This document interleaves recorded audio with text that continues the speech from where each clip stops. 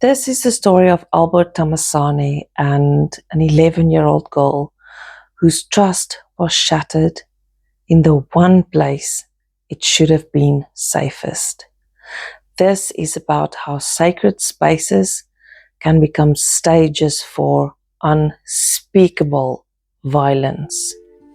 This is Brick and Blood, South African Town Tales.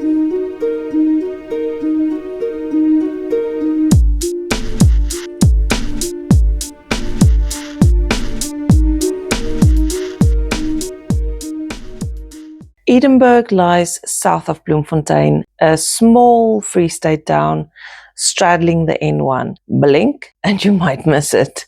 A scatter of houses, a railway line, dusty streets where life moves slowly. Churches punctuate the skyline. Farm gates open onto endless veld. At first glance, Edenburg looks ordinary. It's quiet, it's rural, unshaken, the kind of place where neighbors know each other, where church bells mark the passing of time, where faith runs deep through family lines.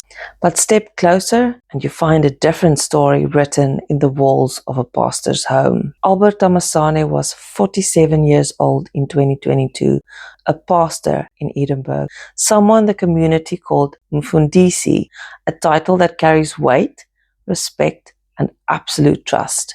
His home was meant to be a sanctuary, like an extension of the church, where he preached about love and protection and divine guidance. Instead, it became a prison for a child. The girl was 11 years old. She was his stepdaughter, living under his roof in an arrangement that should have meant safety, spiritual guidance, protection within a holy household. The community would have seen it as blessed. A pastor raising a child, providing Christian values and a moral foundation. But behind the closed doors of his home, Tamasane transformed from shepherd into predator. The house sat quiet on a dusty Edenburg street, unremarkable from the outside, which is typical of rural Free State clergy housing. It has modest rooms where he prepared sermons and studied scripture. The walls were decorated with religious verses and biblical imagery. Bookshelves were lined with theology texts. The physical symbols of faith surrounded the systematic destruction of innocence. For 3 years, from 2019 to 2022, this child endured what no person should ever experience. The abuse wasn't random or impulsive. It was calculated, repeated, enabled by the very trust that religious authority commands. When the house was quiet, when no one was watching, when absolute authority met absolute vulnerability, that's when crimes happen behind holy walls. Every room in that house held terrible secrets. The bedroom where sermons about divine love were written became the site of unspeakable violation. The study where spiritual counsel was offered to community members witnessed systematic harm. The living areas where church members visited for guidance were the same spaces where a child's innocence was methodically destroyed. Police spokesperson Martin Zuma would later confirm the basic fact. The victim was living with the accused when the rape incidents happened. But those clinical words can't capture the full horror of a child trapped in a religious household, unable to seek help, because who would believe that a pastor, a man of God, could commit such acts? The silence that enabled these crimes wasn't just fear, it was institutional. Religious communities don't question what happens behind a pastor's closed door. The same trust that makes faith communities possible also makes vulnerable members invisible. Privacy is respected absolutely. Questioning spiritual leaders becomes taboo.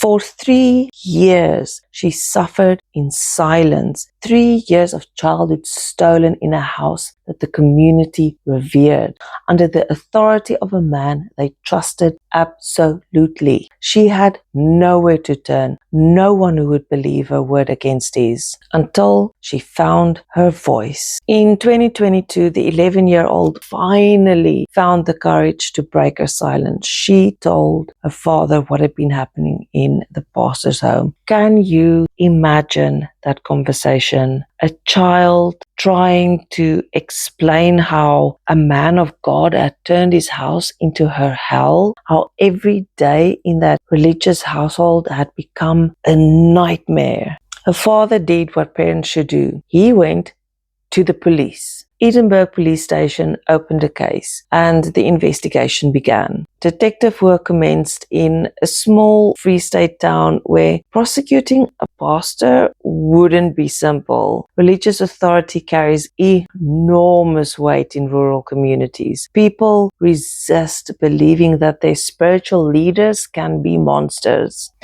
The legal process took nearly 3 years. From 2022, when the case was opened, through investigation, arrest, court proceedings, and finally to judgment in May of 2025. 3 years of legal proceedings to address 3 years of childhood destroyed. It is May 23, 2025 at the Edenburg Regional Court. After years of investigation and testimony, Albert Tamasane faced judgment for what he had done in the privacy of his pastor's home. The courtroom was packed, community members struggling to reconcile the man they had trusted with the crimes that he had committed. The evidence was overwhelming. The victim's testimony was clear and detailed and undeniable. Medical evidence supported her account. Character witnesses meant nothing in the face of systematic child abuse. The court convicted him on 2 counts of rape and 1 count of sexual assault. The judge looked at this man who had perverted his position of absolute trust and handed down the only sentence that fit the magnitude of his crimes: life imprisonment on the first count of rape, life imprisonment on the second count of rape, 5 years for sexual assault, all sentences running concurrently. Albert Tamasane will die in prison. The community that had trusted him watched justice being served, but no sentence can restore 3 years of stolen childhood. No prison term can erase the trauma she had endured in spaces that were meant to protect her. In rural South Africa, pastors' homes carry special weight. They're not just residences, they're extensions of the church. It is a physical manifestation of spiritual authority. Community members enter these spaces expecting holiness, guidance, safety. Children are sent there for religious education, for moral guidance, protection under godly authority. The architecture of religious trust enabled Tamasane's crimes in ways that secular spaces never could. Church members wouldn't question what happened behind a pastor's closed doors. The same walls that should have protected a child instead concealed systematic abuse. Private bedrooms became crime scenes. Study rooms where sermons about love and protection were prepared also hosted the violation of everything those sermons claimed to represent. Religious spaces corruption is particularly devastating because it destroys not just physical safety but spiritual trust. When a pastor's home becomes a place of terror, it contaminates the entire concept of sanctuary. Every church service, every prayer, every moment of seeking divine comfort becomes tainted by the memory of violated trust. The isolation that gave the pastor space for spiritual contemplation also gave him space for predation.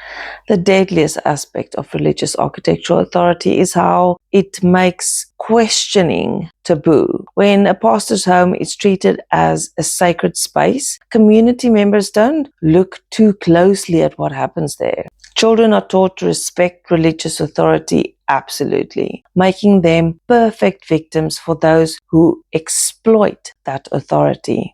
This isn't accidental design. It's the inevitable result of creating spaces where authority is absolute and questioning is discouraged. When religious architecture demands unquestioning trust, it creates perfect conditions for that trust to be violated by those corrupt enough to exploit it. The pastor's house in Edenburg represents thousands of similar spaces across South Africa. Homes that command community respect, that house religious authority, that are treated as extensions of sacred space, but that can become chambers of horror when inhabited by those who pervert the trust placed in them.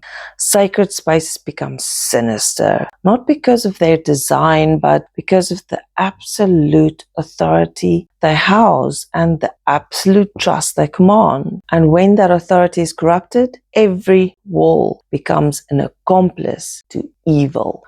For 3 years, she lived in a space designed to inspire religious faith, while her own faith in human decency was being destroyed. She slept in rooms where prayers were supposed to rise to heaven while experiencing hell on earth. She ate meals at tables where grace was said by a man who denied her grace through his actions. Her story matters because it exposes how religious authority can become a weapon against the vulnerable. She deserved better than to grow up in a house where religious authority was perverted into predatory power. She deserved a childhood where pastors' homes truly were sanctuaries, where religious leaders protected rather than prayed, where sacred spaces remained sacred. Her story reminds us that behind every religious authority, every trusted leader, every sacred space, there must be systems of protection for those too vulnerable to speak for themselves.